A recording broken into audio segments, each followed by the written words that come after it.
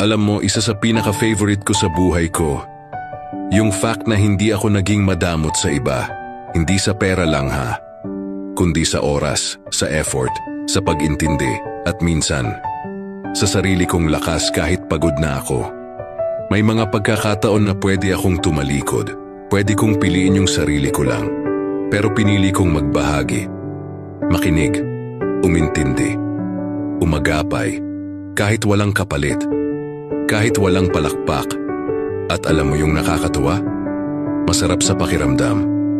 Yung tipong uuwi ka na pagod pero busog yung puso mo. Kasi alam mong may natulungan ka, may napagaan kang loob, may napangiti ka kahit saglit lang. Hindi ako perpekto, pero proud ako sa part na to ng buhay ko.